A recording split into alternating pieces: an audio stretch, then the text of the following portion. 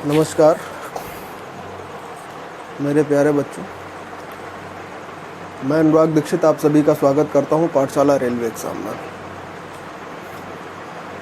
तो जैसा कि सूचनागत आपको पता ही चला होगा कि मेरे बाबा जी का देहावसान हुआ था 12 तारीख को, और 12 तारीख को ही मैंने लास्ट क्लास ली थी। और उसके बाद लगभग आज एक हफ़्ता हो रहा है, कल से एक हफ़्ता हो जाएगा। दूसरी क्लास मैं आज ले पा रहा हूँ। आप सभी बच्चों का मेरे पास जो है कंसोलेशन मैसेजेस मुझे प्राप्त हुए थे, तो आप सभी लोगों का मैं तहे दिल से हाथ जोड़कर धन्यवाद अदा करता हूँ कि आप सभी लोग मेरे दुख में शामिल हुए। तो जैसा कि मैंने आपसे वादा किया था कि अगले टॉपिक के साथ जब मैं आपके साथ आऊँगा तो वो टॉपिक बहुत ही इम्पोर्टेंट टॉपिक होगा, बायोलॉजी का। मैंने आपको बोला था कि ब्लड के विषय में मैं आपको बताऊंगा और सारी चीज़ें ब्लड के विषय में आपको समझाऊंगा कि क्या चीज़ें होती है, प्लाज्मा कितना भाग होता है, आरबीसी, डब्ल्यूबीसी, प्लेटलेट्स कितनी होती है, सीरम किसे कहते हैं, वगैरह वगैरह सारी चीज़ें। तो आज उसी टॉपिक को हम लोग शुरू करेंगे जिसका नाम है ब्लड। ठीक है,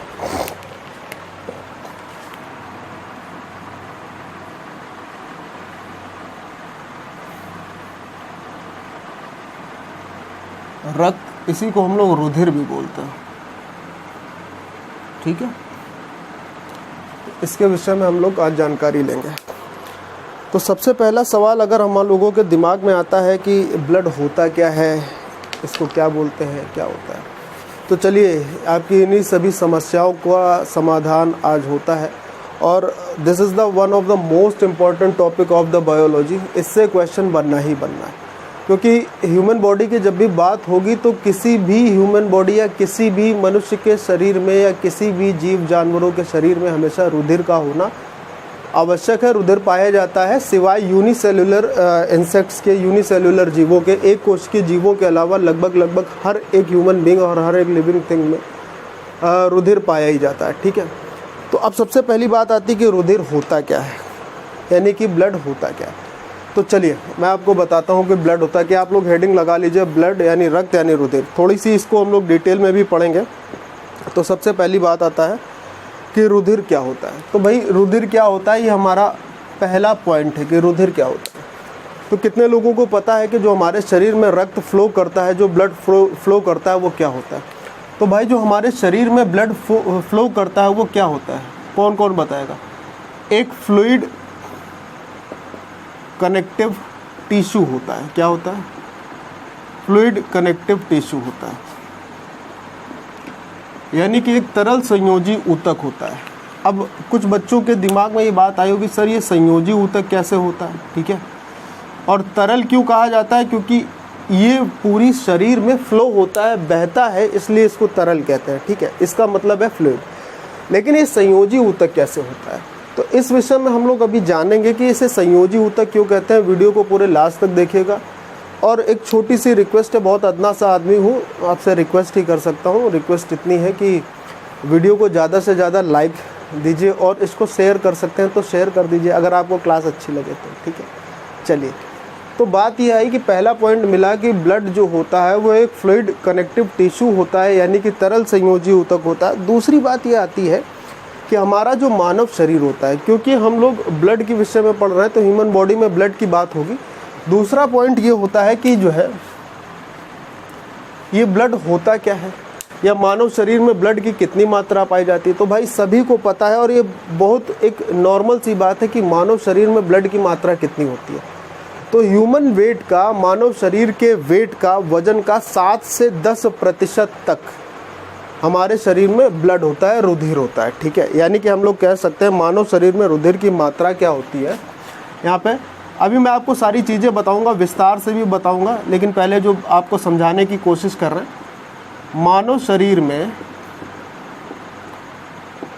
रुधिर की मात्रा यानी जो रक्त होता है, रुधिर की मात्रा लगभग कितनी होती है, रुधिर की मात्रा कितनी होती है, तो ये होता है वेट का, यानी मानव शरीर के वेट का 7 to 10%। ठीक है, लेकिन अगर पेपर में लिखना हो तो 7 से 10% के बीच में क्या लिखा जाएगा, आंसर किसको टिक करेंगे। तो आप ध्यान रखिएगा, अगर पेपर में आएगा तो आप हमेशा लिखोगे कि मानव शरीर में वेट का लगभग 7% रुधिर होता है, और इसकी मात्रा लड़कियों में क्या होती है, गर्ल्स में इसकी मात्रा कम होती है। क्यों कम होती है वो भी आपको बताएंगे, ठीक है।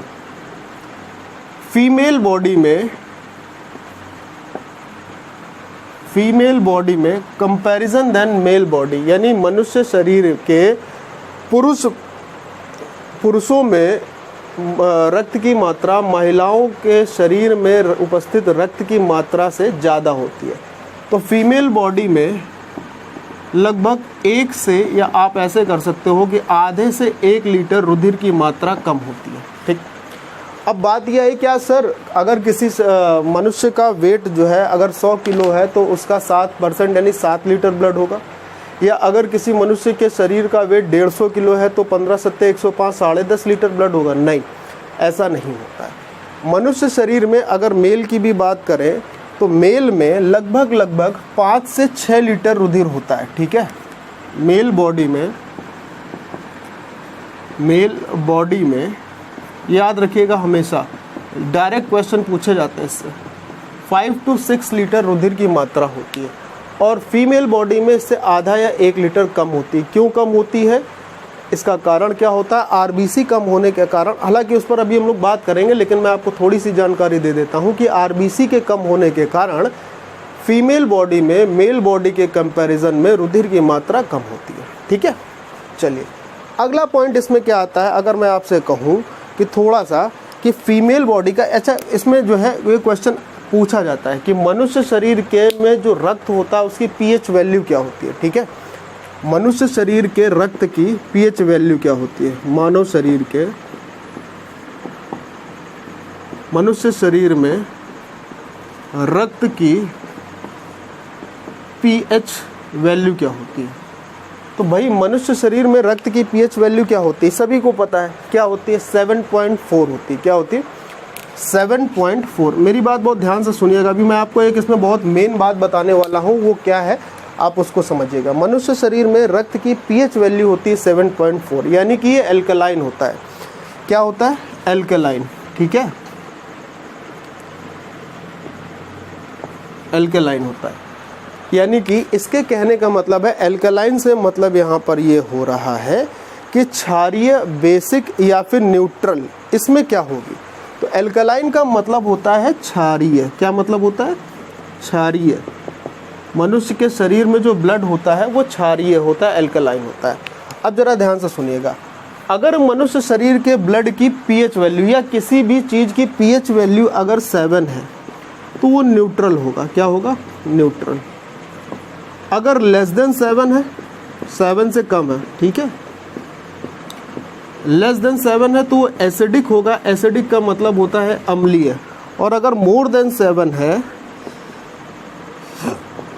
तो एल्कलाइन होता है, यानी कि क्षारीय होता है। एल्कलाइन यानी कि क्षारीय। अब इसमें एक प्रश्न बेटा ये उठता है, ये डायरेक्ट पूछा भी गया था एसएससी 10+2 की परीक्षा में। मैं आपको बता दे रहा हूँ, आप रेलवे की तैयारी कर रहे हैं तो उसमें भी हो सकता है, कभी ना कभी हो सकता है पूछ दिया जाए, अगर नहीं पूछा गया है, क्योंकि बात इंपॉर्टेंट है, ठीक है। ध्यान से समझिएगा कि यहाँ पर ये जो पीएच लिखा जाता है इसका मतलब क्या होता है। What is the full form of pH, बहुतों को नहीं पता होगा। तो फुल फॉर्म ऑफ पीएच क्या होती है मैं आपको बता देता हूँ।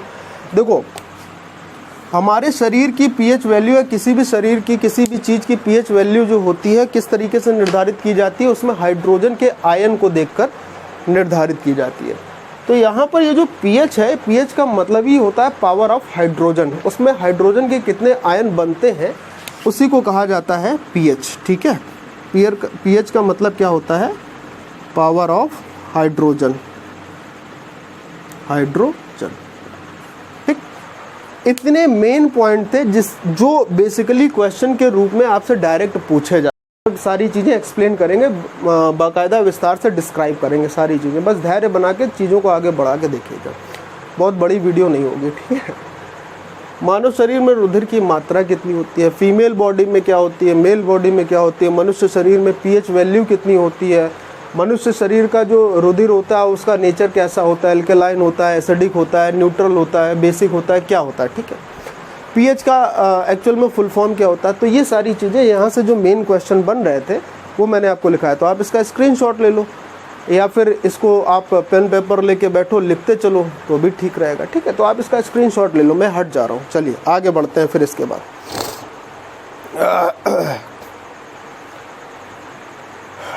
स्क्रीनशॉट हो गया। चलिए अब हम लोग इसमें पढ़ेंगे कि ब्लड का जो फंक्शन होता है, ब्लड का जो कार्य होता है, वर्क ऑफ द ब्लड, वो क्या होता है, ठीक है। आपको पता है कि अभी आपने पढ़ा कि जो हमारा मनुष्य शरीर का रुधिर होता है ये तरल संयोजी ऊतक होता है और तरल होने के कारण ये पूरे शरीर में प्रवाहित होता है। तो यहीं से बात आती है कि फंक्शन ऑफ ब्लड क्या होता है, यानी ब्लड का वर्क क्या होता है, ठीक है। फंक्शन ऑफ ब्लड, या आप इसको कह सकते हो work of blood, function of blood, ये क्या होता है, ठीक है। तो फंक्शन ऑफ ब्लड क्या होगा, आप क्या कहोगे कि रक्त का कार्य क्या होता है, रुधिर का कार्य।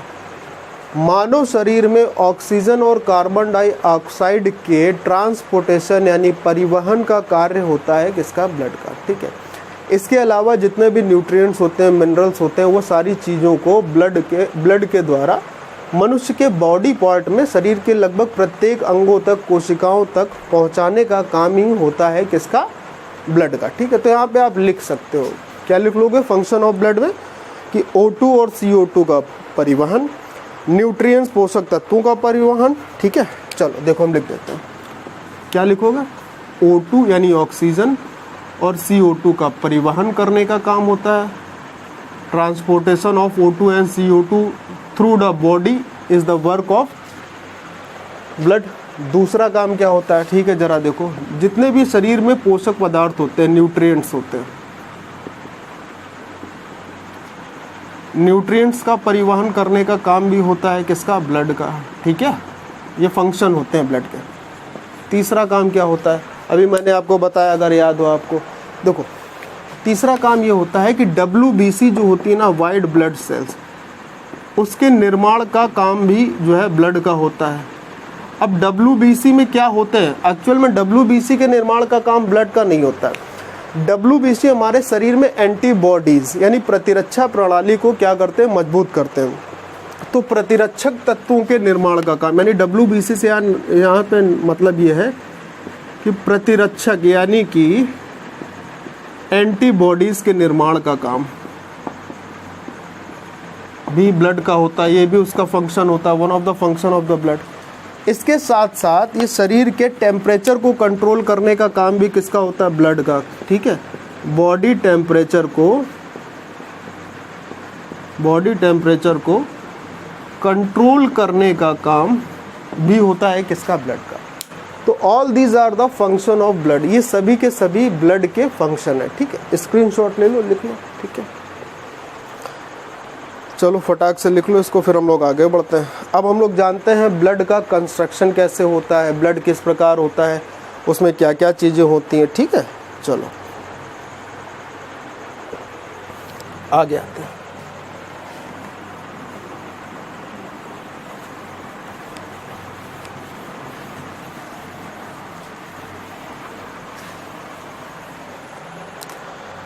तो हम लोग यहाँ पढ़ेंगे कंस्ट्रक्शन ऑफ ब्लड।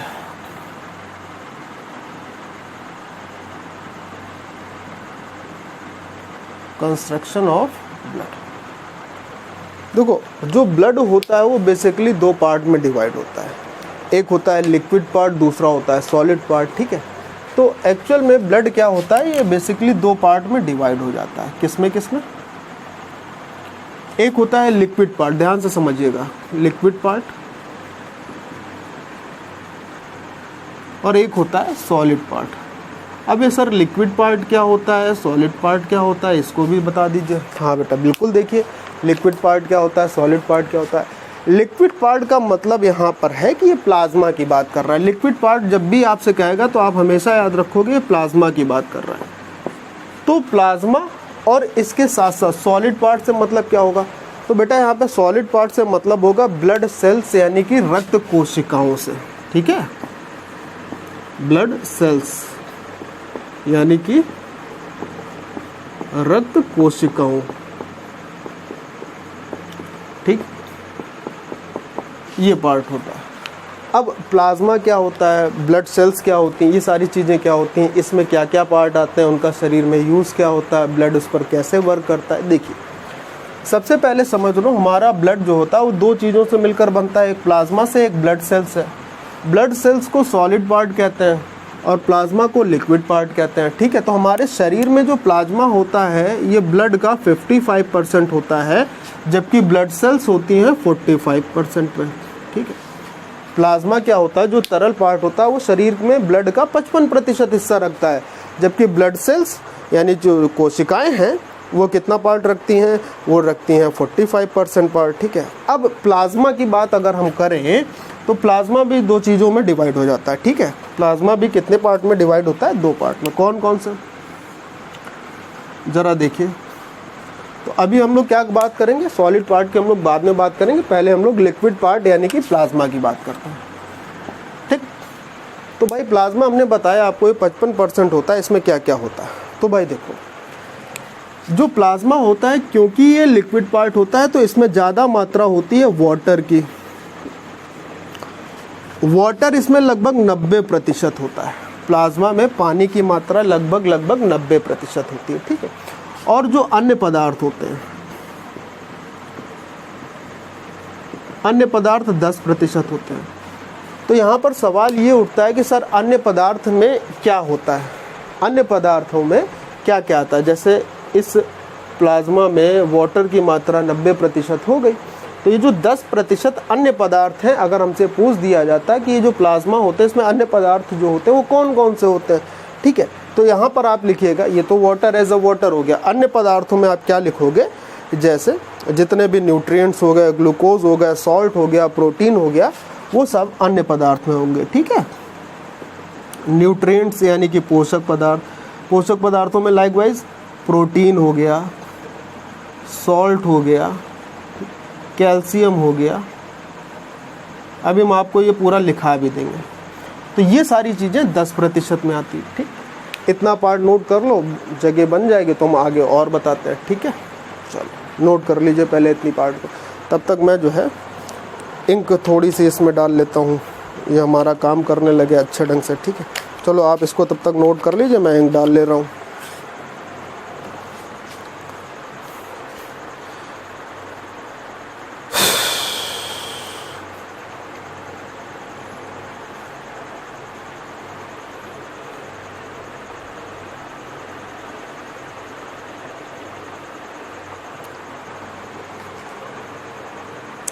अब देखो, ये जो अन्य पदार्थ होते हैं जिसमें आपने पढ़ा कि जो है प्रोटीन होता है, सॉल्ट होता है, कैल्शियम वगैरह अन्य चीज़ें होती हैं, मिनरल्स होते हैं, ग्लूकोज होता है, ठीक है। इसमें मेन तत्व क्या होता है, इसमें मेन तत्व होता है प्लाज्मा का प्रोटीन वाला हिस्सा, ठीक है। अब इस प्रोटीन वाले हिस्से में, इसको यहाँ पर लिख रहे हैं, ठीक। इस प्रोटीन वाले हिस्से में जो मेन प्रकार के प्रोटीन होते हैं जो कि प्लाज्मा के अंतर्गत पाए जाते हैं, वो कौन कौन से होते हैं, 4 प्रकार के होते हैं, ठीक है। एक एल्ब्यूमिन होता है, ठीक, पहला होता है। 4 प्रकार के प्रोटीन जो होते हैं वो मेन होते हैं। एक एल्ब्यूमिन होता है। एल्ब्यूमिन क्या काम करता है, ये शरीर में जो ब्लड प्रेशर होता है, जो रक्त का दबाव होता है, उसको नियंत्रित करता है। तो ये आप इसमें लिख सकते हो कि ये ब्लड प्रेशर को कंट्रोल करता है, ठीक है। दिख रहा है साहब, आवाज़ स्पष्ट आ रही है, कोई दिक्कत तो नहीं है। तो अन्य पदार्थों में जो प्रोटीन थे, उन प्रोटीन में पहला प्रोटीन है जो आपको याद रखने योग्य बात है, जो आपके पेपर में पूछी जा सकती है, उसमें पहला प्रोटीन होता है एल्ब्यूमिन, ठीक है। एल्ब्यूमिन क्या करता है, ये करता है ब्लड को। इस प्रोटीन में सबसे ज़्यादा मात्रा भी इसी एल्ब्यूमिन की होती है, सर्वाधिक मात्रा में होता है, ये भी याद रखिएगा, ठीक है। दूसरा होता है ग्लोबिन, ठीक, ग्लोबिन नामक प्रोटीन होता है दूसरा। कभी कभी ये क्वेश्चन पूछ दिया जाता है कितने प्रकार के प्रोटीन प्लाज्मा के अन्य 10% पदार्थों में, या सीधे पूछ देगा प्लाज्मा में कितने प्रकार के प्रोटीन पाए जाते हैं, ठीक है। तो या उसमें पाया जाने वाला एल्ब्यूमिन क्या काम करता है, या हिपेरिन क्या काम करता है, या ग्लोबिन क्या काम करता है, ठीक। तो ये दूसरा हो गया ग्लोबिन। अब यहाँ पर तीसरा आता है फाइब्रिनोजन और चौथा होता है हिपेरिन। तो यहाँ पर तीसरा होता है फाइब्रिनोजन, फाइब्रिनोजन जो हमारे शरीर में ब्लड क्लॉटिंग होती है, ठीक है ना। ब्लड क्लॉटिंग यानी रक्त का थक्का जमने का काम करता है कौन सा प्रोटीन, फाइब्रिनोजन। और चौथा होता है हिपेरिन, हिपेरिन दिख रहा ना, HEPRIN, हिपेरिन, ठीक। अब जरा ध्यान से समझ लो, इतनी बात पहले नोट कर लो, फिर हम आगे बढ़ते हैं बेसिकली, ठीक। इतना आप नोट कर लो, आगे इसके बाद हम लोग पढ़ते हैं इसी में।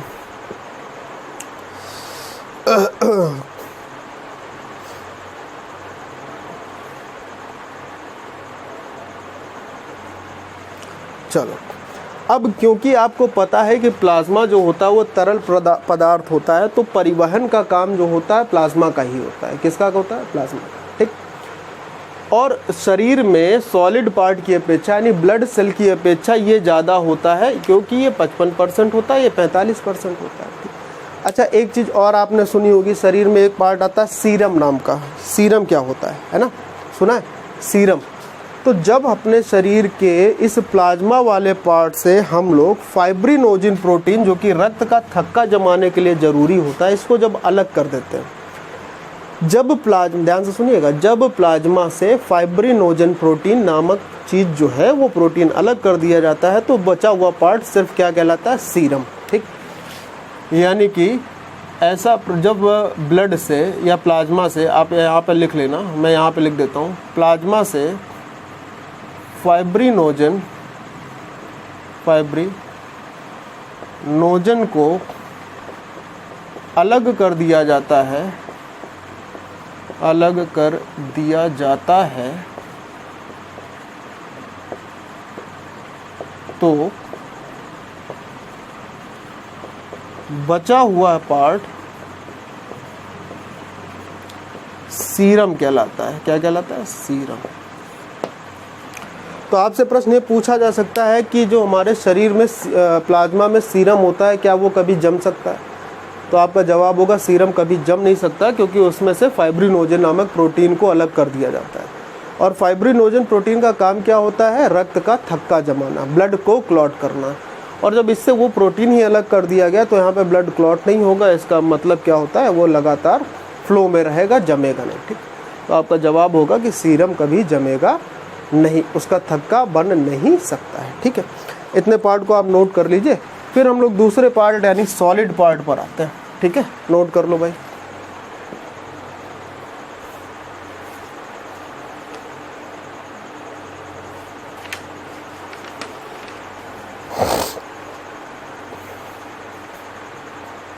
चलिए आगे आए।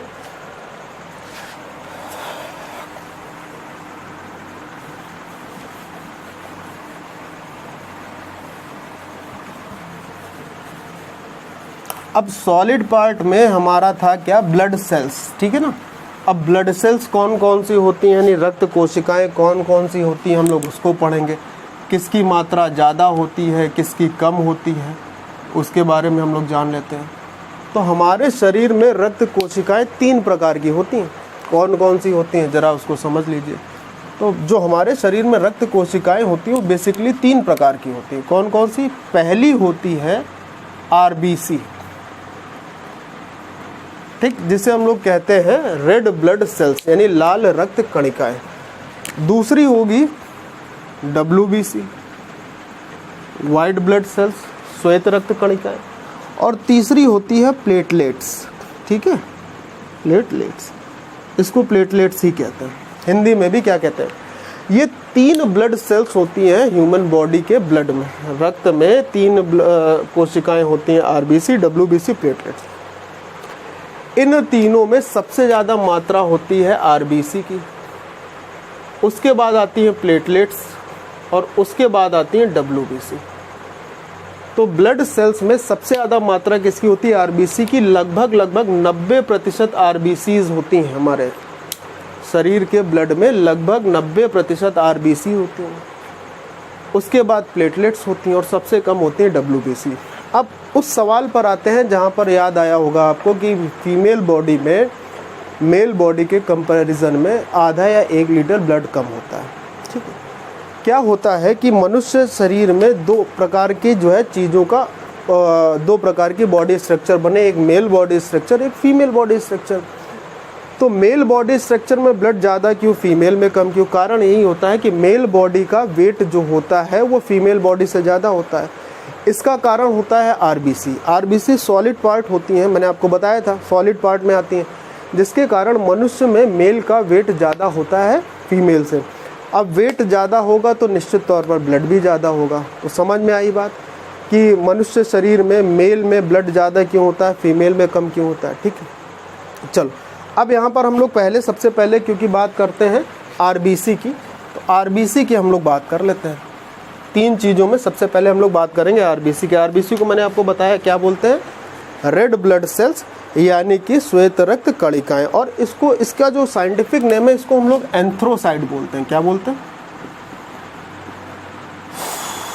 एंथ्रोसाइट्स। इसका सबसे पहला पॉइंट अभी मैंने आपको बताया कि मनुष्य शरीर में सबसे ज़्यादा पाई जाती है।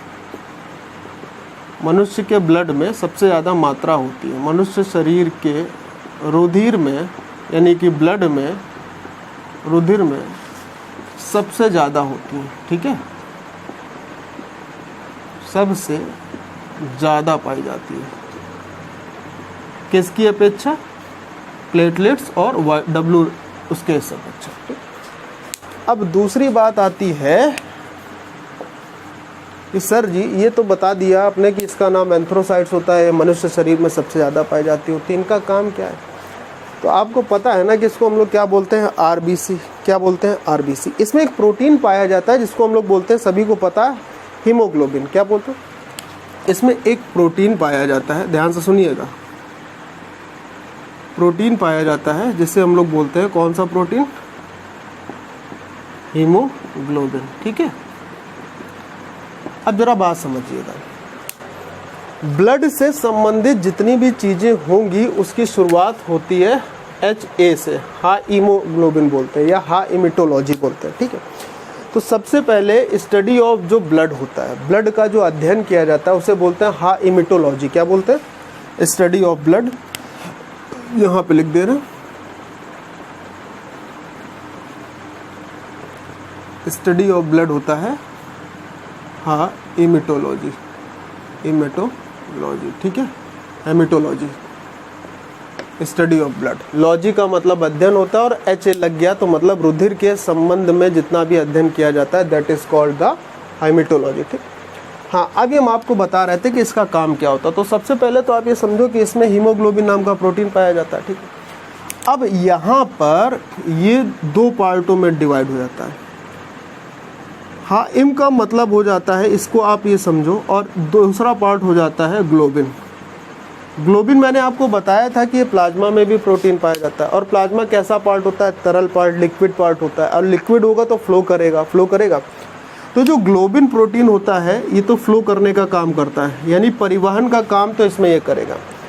और ये जो हीमोग्लोबिन में जो पहला पार्ट था ये होता है इसके लाल रंग का कारण, यानी ये पिगमेंट होता है, वर्णक होता है। ठीक है, लाल रंग का कारण। मनुष्य का शरीर या आप ये कह सकते हो जो आरबीसी होती हैं इसके लाल होने का कारण ही ये प्रोटीन होता है हीमोग्लोबिन। ठीक, अब ग्लोबिन का काम क्या होगा? क्योंकि ये फ्लो करता है, वाहक है, तो इसका मतलब ऑक्सीजन को एक स्थान से दूसरे स्थान, समझ में आई इतनी बात?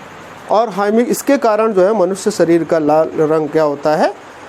लाल होता है। इसमें क्या हमने आपको बताया था, एक पिगमेंट होता है जो लौह युक्त होता है। लौह युक्त का मतलब होता है आयरन बेस्ड पिगमेंट होता है। ठीक है, लौह युक्त वर्णक होता है, वर्णक को ही इंग्लिश में कहते हैं पिगमेंट। किसी भी चीज़ के रंग निर्धारण में जो वर्णक होते हैं, जो पिगमेंट होते हैं, यही जो है रिस्पॉन्सिबल होते हैं। किसी भी चीज़ का रंग किस कारण होगा? हमारे बाल का रंग ऐसा है तो उसमें भी एक पिगमेंट है, हमारे स्किन का रंग ऐसा है तो उसमें भी एक पिगमेंट है। ठीक है, तो रंग निर्धारण का काम होता है पिगमेंट का। और इसमें कैसा पिगमेंट होता है? आयरन बेस्ड पिगमेंट होने के कारण ही इसका रंग लाल होता है। ग्लोबिन का काम क्या होता है? फ्लो करना, यानी ऑक्सीजन का ट्रांसफॉर्मेशन, एक जगह से दूसरी जगह ट्रांसपोर्टेशन करना। क्लियर? बढ़े आगे? इतनी बात आपको समझ में आ गई? कोई दिक्कत तो नहीं है? बहुत बढ़िया, ठीक।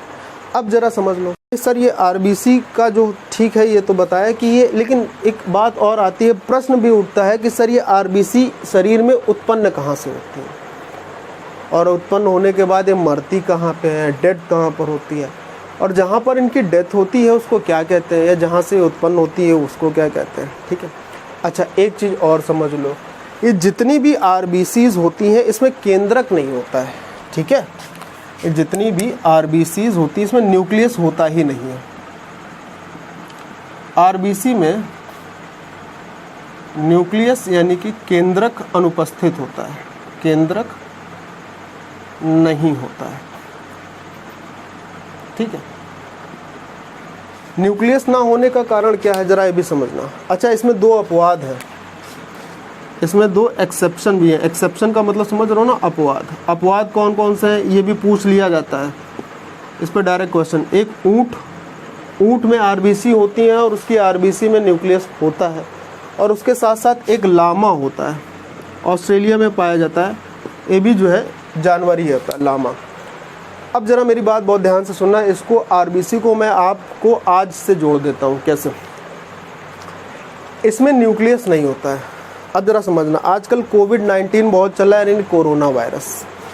आपको पता है ये कोरोना वायरस जो है ये आरएनए वायरस है, ये आरएनए बेस्ड वायरस है, डीएनए नहीं है। डीएनए बेस्ड वायरस क्या होते हैं, जिसमें डीएनए बेस्ड वायरस जो होगा उसमें न्यूक्लियस होगा। आरएनए बेस्ड वायरस में न्यूक्लियस नहीं होता है, केंद्रक नहीं होता है। यानी जब तक इनको जीवन के लिए कोई दूसरा चीज़ नहीं मिलेगी तब तक ये जीवित नहीं रह सकते हैं, जो आरएनए बेस्ड होते हैं। इसीलिए कहा जा रहा है कोविड-19 के लिए कि आप जब भी खुले शरीर से बाहर जाएं तो आके बहुत अच्छे से हाथ पैर धोएं। हमारे इसीलिए 1 मीटर की दूरी बनाए रखने के लिए कहा जाता है। क्यों? क्योंकि ये वायरस जो है हमारे शरीर में जैसे ही पड़ता है तो हमारे शरीर में आपने देखा होगा रोम छिद्र होते हैं, और क्योंकि हमारे शरीर में डीएनए होता है, डीएनए में हम लोगों के शरीर में न्यूक्लियस क्या होगा, आरबीसी में नहीं होता। तो ये क्या होता है कि इनको जीवन जीने के लिए न्यूक्लियस की आवश्यकता होती है, केंद्रकों की। तो ये केंद्रक हम ही लोगों से इकट्ठा प्राप्त कर पाते हैं और अपने जीवन को आगे बढ़ा देते हैं, ठीक है। बात समझे? आरएनए का मतलब ये खुद जीवन जी नहीं सकते हैं। न्यूक्लियस ना होने का मतलब इनके पास ऊर्जा का कोई स्रोत नहीं होता है, ठीक है, दूसरे से ऊर्जा लेते हैं। अच्छा, अब आगे की बात कर लेते हैं। थोड़ा थोड़ा पॉइंट है, आप समझते चलिएगा, इसको मैं अभी हटूंगा तो आप पूरा नोट भी कर लेना। अभी हालांकि मैं बीच बीच में थोड़ा हट भी जा रहा हूँ ताकि आप लोग इसको समझते चलो, ठीक है। हाँ, अब दूसरा बात है ये है कि मैंने आपसे कहा कि भाई आपसे बोला था कि इसका निर्माण कहाँ होता है, तो भाई इसका निर्माण कहाँ होता है, सभी ये मोस्ट इम्पॉर्टेंट क्वेश्चन है। आरबीसी का निर्माण कहाँ होता है, ये बड़ी बार आया, बहुत बार ये क्वेश्चन आया कि आरबीसी का निर्माण कहाँ होता है। तो सबको ये पता है, ये रटा होगा सभी को कि आरबीसी का जो निर्माण होता है, रेड ब्लड सेल्स का जो निर्माण होता है वो बोन मैरो में होता है। कहाँ होता है? बोन मैरो, यानी कि अस्थि मज्जा में। लेकिन आप में से 90% लोगों को ये नहीं पता होगा कि अस्थि मज्जा क्या होती है, बोन मैरो होती क्या है। बताओ किसको किसको पता है? बताओ भाई, बोन मैरो क्या होती है? पता है किसी को बोन मैरो क्या होती है? मैं आपको बता देता हूँ। देखो, हमारे शरीर में जो हड्डी होती है वो कुछ इस प्रकार से बनी होती है, आप ध्यान से समझना। मैं आपको एक थोड़ा सा स्ट्रक्चर बना के दिखा देता हूँ। इस प्रकार से हड्डी होती है इस प्रकार से हड्डी, है ना, मैंने आपको बताया था। इसके ऊपर का जो यहाँ पे परत होती है, छोटी सी महीन सी परत होती है, इसको हम लोग बोलते हैं उपास्थि यानी कि कार्टिलेज बोलते हैं। ये मैंने आपको बताया था, ठीक है। अब जरा ध्यान से सुनना, हड्डी के बीच का ये जो खोखला सा पार्ट होता है, जो खोखला पार्ट होता है, that is called bone marrow यानी अस्थि मज्जा। इसी को हम लोग अस्थि मज्जा कहते हैं, और यहीं पर निर्माण होता है आरबीसी का, ठीक है। मैंने कई लोगों के लेक्चर में सुना है कि वो बोन मैरो जानते हो कहाँ को बताते हैं, वो बोन मैरो कहते हैं ये रीढ़ की हड्डी होती है, बोन मैरो यहाँ पे निर्माण होता है। हर हड्डी में बोन मैरो होती है, हर एक हड्डी, हर एक अस्थि में उसकी मज्जा होती है। मज्जा का मतलब जो खोखला सा पार्ट होता है जहाँ पे शरीर के अंदर भी कुछ चीज़ें बनती है, हड्डियों के अंदर, that is called the RBC, जो शरीर हड्डियों के अंदर बनती है, ठीक है। तो यहाँ पर हम लोग बात कर रहे थे कि आरबीसी का निर्माण कहाँ होता है, बोन मैरो में, ठीक। अच्छा, ये तो निर्माण की बात हो गई कि इनका निर्माण होता है यहाँ पर। अब क्योंकि अगर इनका निर्माण हुआ है, ये पैदा हुई है, तो कहीं ना कहीं काम करने के बाद इनकी मृत्यु भी होगी। तो बात ये आती है आरबीसी की मृत्यु कहाँ होती है। तो ये भी सबको पता होगा, आरबीसी की मृत्यु होती है स्प्लीन में, इसको कहते हो प्लीहा। क्या कहते हो? प्लीहा में, स्प्लीन में मृत्यु होती है, प्लीहा जिसे कहते हो। ठीक है, ये भी बात हो गई कि भाई प्लीहा में इसकी जो है मृत्यु होती है।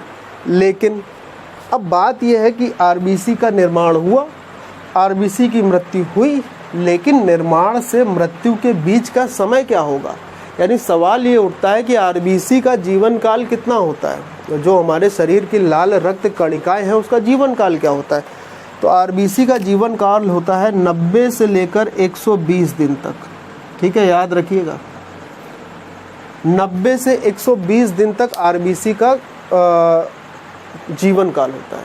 ये इतने दिन तक जीवित रहते हैं। ठीक है, और शरीर में तीनों ब्लड सेल्स में, यानी कि तीनों रक्त कणिकाओं में, कौन कौन सी, आरबीसी, प्लेटलेट्स और डब्ल्यूबीसी में सर्वाधिक और सबसे तेजी यानी सबसे जल्दी निर्माण होता है आरबीसी का। याद रखिएगा, ये बात मैं लिख नहीं रहा हूँ, जगह भर गई है। ठीक है, ये बात याद रखिएगा कि आरबीसी, डब्ल्यूबीसी और प्लेटलेट्स में सर्वाधिक निर्माण भी आरबीसी का होता है और सबसे जल्दी निर्माण भी आरबीसी का ही होता है।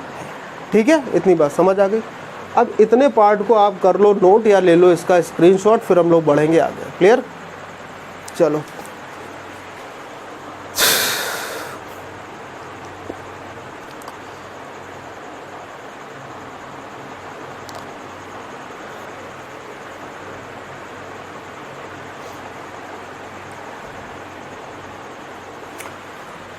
अच्छा, इसकी कमी के कारण जो डिजीज़ेज़ होती हैं, आरबीसी की कमी के कारण जो बीमारियां होती हैं, उसमें एक बीमारी होती है एनीमिया, रक्त की कमी, और दूसरी होती है जॉन्डिस यानी कि पीलिया।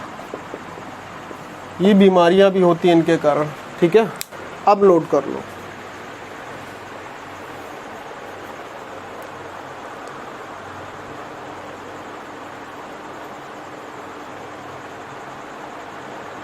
ठीक है, चलो आगे बढ़ते हैं। हटा रहे हैं अब इसको, हो गया ना। चलो,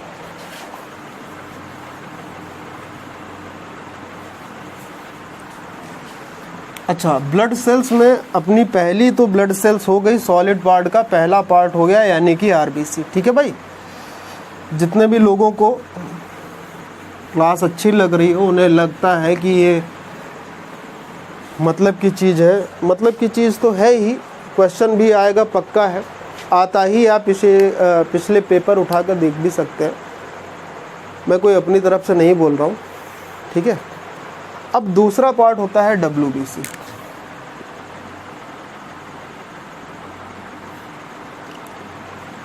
आप लोगों के जो सांत्वना संदेश थे उसमें एक संदेश था नीतीश कुमार जी का। तो नीतीश कुमार जी ने कहा, आप सभी लोगों ने कहा कि दादाजी की आत्मा को शांति मिले, अपने स्तर से उसको अच्छे ढंग से बोला। नीतीश कुमार जी ने कहा था, अच्छा हुआ साला बुढ़ा मर गया। तो देखिए, जिसको मरना था वो तो मर ही गए, लेकिन आपने अपने संस्कारों को झलका दिया वहाँ पर नीतीश जी। ठीक है, अभी मैंने उनके सारे संस्कार भी संपन्न नहीं किए हैं। मुझे लगा कि शायद आप लोगों का नुकसान हो रहा है, या कुछ यूँ कहो कि मुझे भी अच्छा नहीं लग रहा था बिना पढ़ाए हुए, तो मैं आपके सामने आ गया। ठीक है, सोमवार, बुधवार और शुक्रवार अभी मुझे 13वीं एकादशा और जितने भी अंतिम संस्कार के, जो अंतिम 16 संस्कारों में जो अंतिम संस्कार होते हैं वो मुझे करने बाकी हैं अभी। तो मेरे नीतीश जी की बात से हमें थोड़ा सा आहत हुए कि यार, हर प्रकार से अगर मैं आपको, आपके लिए सक्षम एक तरीके से आपको हर कोशिश चीज़ में अपने संभव भर की चीज़ देने के प्रयास कर रहा हूँ, ना मेरे प्रति दिखाइए तो कम से कम मेरे मरहूम, अब मरहूम ही नहीं बोलेंगे, दिवंगत दादाजी के प्रति तो दिखा ही सकते थे। वही मेरे पिता समान थे। पता है आपको, मेरे पिताजी जब मैं बहुत बचपन में छोटा था, लगभग 5 साल का रहा हूँगा तभी वो ख़त्म हो गया था। तो इन्होंने मुझे पाला पोसा बड़ा किया था।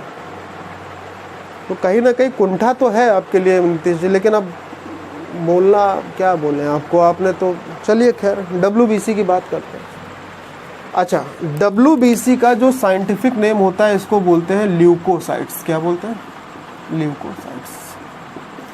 इसको बोलते क्या है, इसका फुल फॉर्म क्या होता है ये भी आपको पता है, वाइट ब्लड सेल, यानी कि श्वेत रक्त कणिकाएं।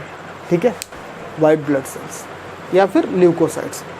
ये वाइट इसलिए होती हैं क्योंकि इसमें कोई पिगमेंट नहीं होता है, इसमें कोई वर्णक नहीं होता है। ठीक है, इसमें वर्णक की अनुपस्थिति होती है, वर्णक नहीं होता है,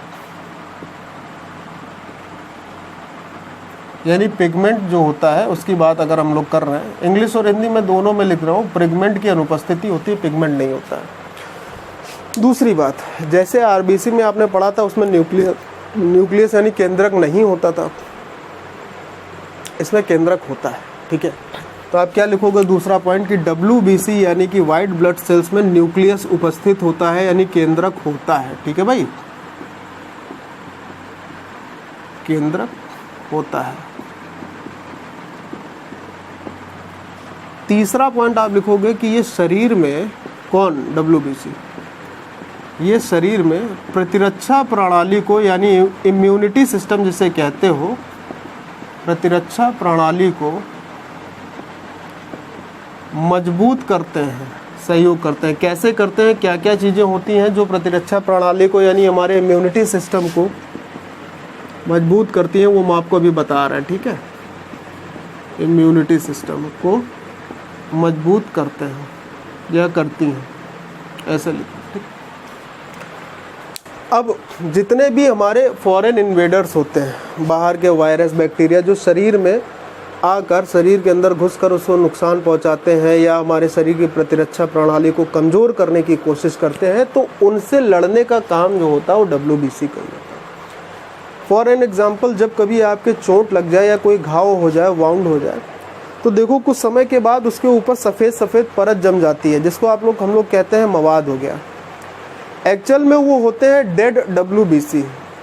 शरीर में जो फॉरेन इन्वेडर्स बाहर के बैक्टीरिया या वायरस जब हमला करते हैं, तो उनसे लड़ते लड़ते जितने भी WBC की डेथ हो जाती है वो वहाँ पर एज उसके रूप में जमा हो जाते हैं, जो हमको दिखाई देते हैं, जिसको हम लोग क्या बोलते हैं, मवाद।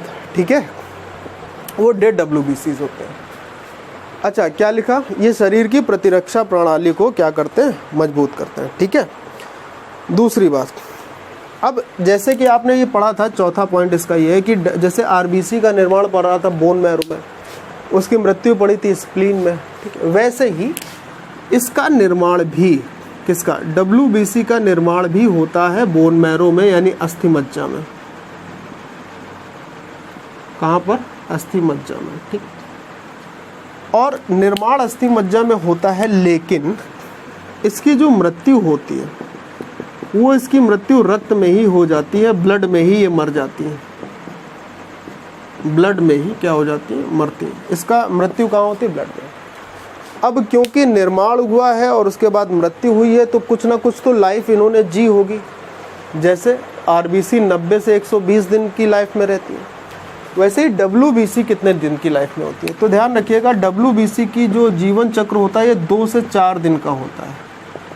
कोई भी ल्यूकोसाइट्स, कोई भी सफ़ेद रक्त कणिकाएं या श्वेत रक्त कणिकाएं 2 से 4 दिन में जीवन और मरण के साइकिल को यानी कि बर्थ और डेथ के साइकिल को कंप्लीट कर लेती हैं। ठीक है, तो WBC की मृत्यु रक्त में होती है, निर्माण अस्थि मज्जा यानी बोन मैरो में होता है, और इनकी लाइफ क्या होती है, 2 से 4 दिन। अब मैंने आपको बताया था कि प्रतिरक्षा प्रणाली को मजबूत करती हैं। ठीक है, तो एक्चुअल में वैसे तो देखा जाए तो WBC 5 प्रकार की होती हैं। ठीक है, थोड़ा पानी पी ले।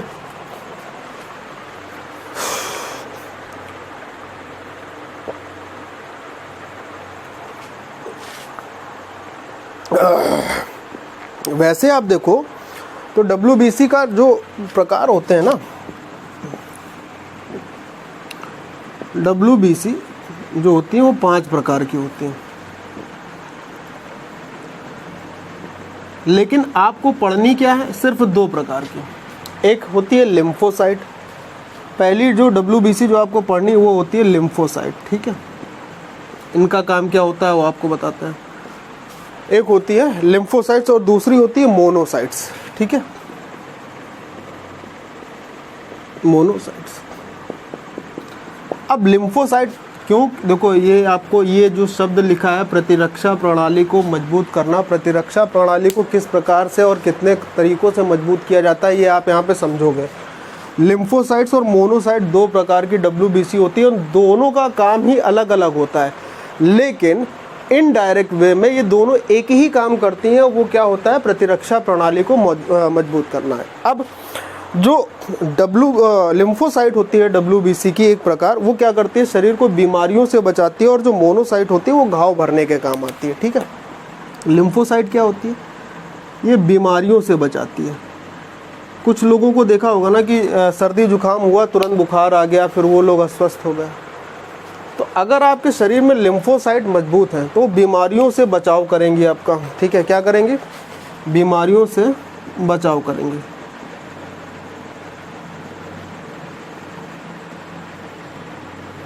मोनोसाइट्स का काम क्या होता है, ये घावों को भरने में काम आते हैं। जितने भी वुंड्स हो जाते हैं, घाव हो जाते हैं, घावों को भरने में काम आती है। कुछ लोगों को देखा होगा अगर कुछ चीज़ चोट लग गई या घाव हो गया तो बड़ा समय लगता है उनको घाव भरने में। वो कब होता है, जब उनको किसकी बीमारी होती है, मधुमेह की, यानी ब्लड शुगर की। ब्लड शुगर जो हमारे शरीर की WBC में मोनोसाइट्स होती है उसको धीरे धीरे ख़त्म करती रहती है। ब्लड शुगर ये करती है, इसीलिए घाव जल्दी नहीं भरते हैं जिनके ब्लड शुगर होती है। तो मोनोसाइट्स क्या होती है, घावों को भरने का काम करती है, घावों को भरने का काम करती है, ठीक। अब ये होता है कि सर अगर WBC ज़्यादा हो जाए तो कौन सी बीमारी होगी, WBC कम हो जाए तो कौन सी बीमारी होगी, उसको क्या कहते हैं, ठीक। तो यहाँ पर आप इसको लिखना कि जब WBC शरीर में ज़्यादा हो जाती है तो उससे ल्यूकेमिया हो जाता है, और जब कम हो जाती है तो उससे ल्यूकोपीनिया हो जाता है, ठीक है। ज़रा देखो, जब WBC शरीर में ज़्यादा, यानी ऊपर साइन लगा रहे हैं, ठीक है, तो यहाँ पर होता है ल्यूकेमिया नामक रोग। ल्यूकेमिया यानी कि शरीर में ब्लड की कमी हो जाती है, जिससे आप कहते हो, इसी को कहते हो ब्लड कैंसर, ठीक है। और जब शरीर में WBC कम हो जाती है, यहाँ पे लिखना WBC कम हो जाती है, ये साइन नीचे की ओर है, ये ऊपर की ओर है। तो जब WBC कम हो जाती है तो यहाँ पर क्या हो जाता है, ल्यूकोपीनिया हो जाता है। क्या हो जाता है, ल्यूकोपीनिया, ध्यान से लिखना, लिख दे रहा है, ठीक है, ल्यूकोपीनिया। एड्स और ब्लड कैंसर इन्हीं से होने वाली बीमारियों के नाम हैं।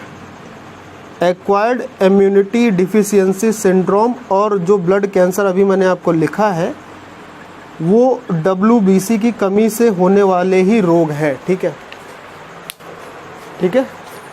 तो ये हो गया आपका एक सारांश में WBC।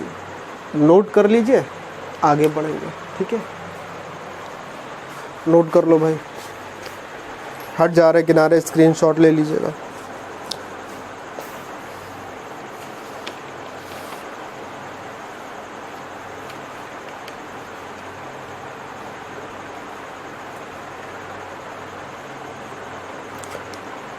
आ जाए, चलो अब हम लोग आते हैं अपनी इसको रफ कर दें, कोई समस्या तो नहीं है अब इसमें। अगर ब्लड या किसी भी चीज़ से इसके बाद अगर आपको कोई भी क्वेश्चन या कोई भी आपकी क्वेरी होती है तो आप मुझे भेज सकते हैं मेरी मेल ID पे, लेकिन 24 तारीख के बाद, ठीक है, अभी नहीं, ठीक है। 24 तारीख को हम सारे काम करके फ्री हो जाएंगे, उसके बाद आप जितनी भी आपकी क्वेरीज होंगी आप भेजिएगा। मैं अपनी पूर्ण कोशिश करूंगा, जितना मैं यहाँ से कर सकता हूँ जब तक लॉकडाउन की कोशिश करूंगा, ठीक है भाई। चलिए, ब्लड सेल्स में तीसरी आती है प्लेटलेट्स।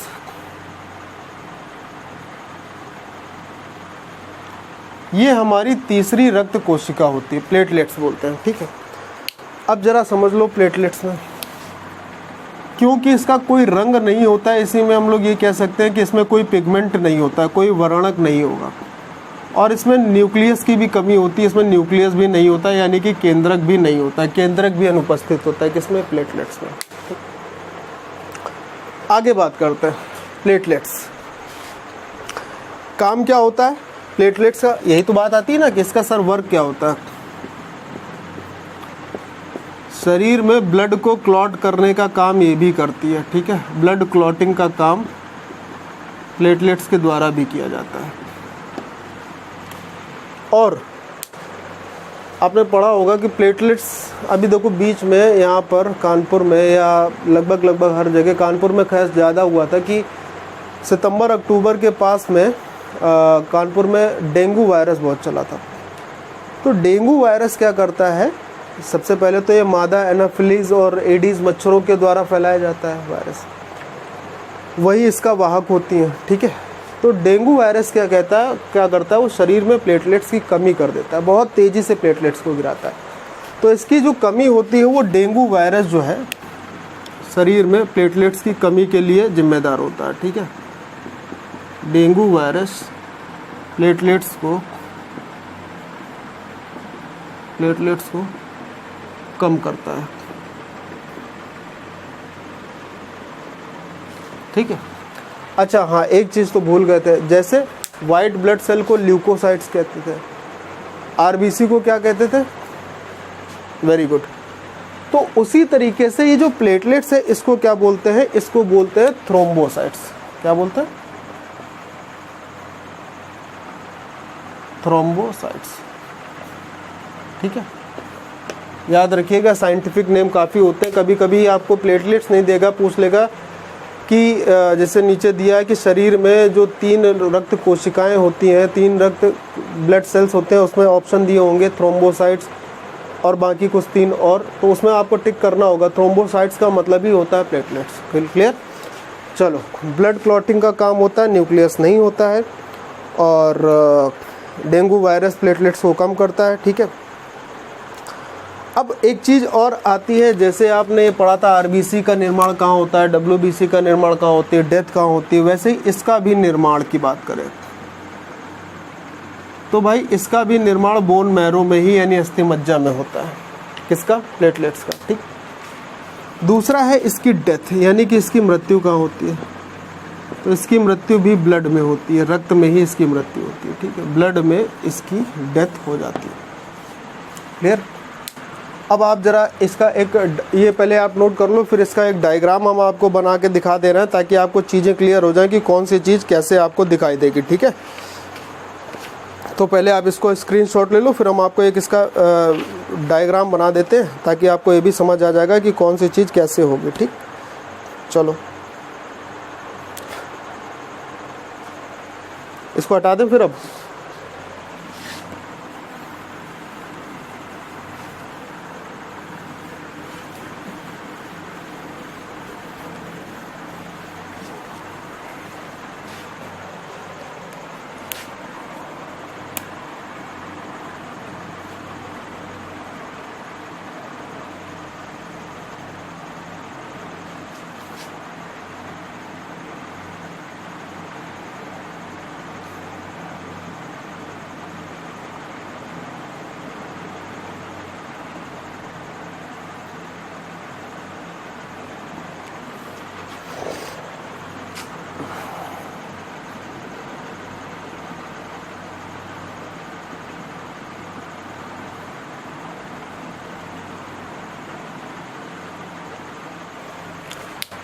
देखिए, ये एक कोशिका है जिसके माध्यम से मैंने आपको बताया था कि सॉलिड पार्ट ऑफ ब्लड होता है ब्लड सेल्स। तो इसमें ये जो पार्ट होता है ये होती है आरबीसीज, ये पार्ट डब्ल्यूबीसी का होता है और ये पार्ट होता है प्लेटलेट्स का, ठीक है। इसके अलावा एक आपने पढ़ा था ना प्लाज्मा का भी पार्ट होता है जो कि पूरी तरीके से लिक्विड होता है। तो यहाँ पर ये जो लिक्विड पार्ट है जो कि आपको प्लेन पार्ट में दिख रहा है ये होता है प्लाज्मा। और ये सब कुछ किस में होता है, ब्लड किस में बहता है, आपको पता है ना कि ब्लड किस में बहता है, वेंस में या धमनियों में, यानी कि शिराओं में या धमनियों में बैठा है। और मैंने आपको इसमें बताया था जब मैंने आपको श्वसन तंत्र पढ़ाया था कि शुद्ध रक्त किस में होता है, शुद्ध रक्त किस में होता है। तो कुछ इस तरीके से ये ब्लड बहता दिखाई देता है, ठीक है। यानी कि आप ये कह सकते हो कि वेन और आर्टरीज यानी कि धमनियों और शिराओं में आर्टरीज में ब्लड बहता है, इसका मतलब होता है शिराएं, इसका मतलब होता है धमनी। तो धमनियों या शिराओं में ब्लड बहता है और वो ब्लड कंस्ट्रक्शन कैसे होता है उसमें आपको दिख रहा है ये WBC वाइट ब्लड सेल्स। ये छोटे छोटे जो पार्ट दिख रहे हैं प्लेटलेट्स के ये RBC हो गई, और ये जो लिक्विड पार्ट है जो इसमें पूरे में बह रहा है, आप ऐसे भी समझ रहे हो जो पूरा प्लेन पार्ट दिखाई दे रहा है दैट इज़ प्लाज्मा। इस प्लाज्मा में 10% क्या होगा, 90% वाटर होगा, 10% न्यूट्रिएंट्स होंगे, प्रोटीन होंगे और सॉल्ट होगा और अन्य सारी चीज़ें होंगी। ठीक है, तो ये इसका एक डायग्राम था। इतनी बात क्लियर हो गई? तो उम्मीद है कि ये क्लास आपको समझ आई होगी। ब्लड से रिलेटेड जितनी भी समस्याएं हैं आप 24 तारीख के बाद भेज सकते हैं। नेक्स्ट क्लास में मिलेंगे, तब तक अपना ध्यान रखिए, सुरक्षित रहिए, सुरक्षित रहिए। धन्यवाद, बाय।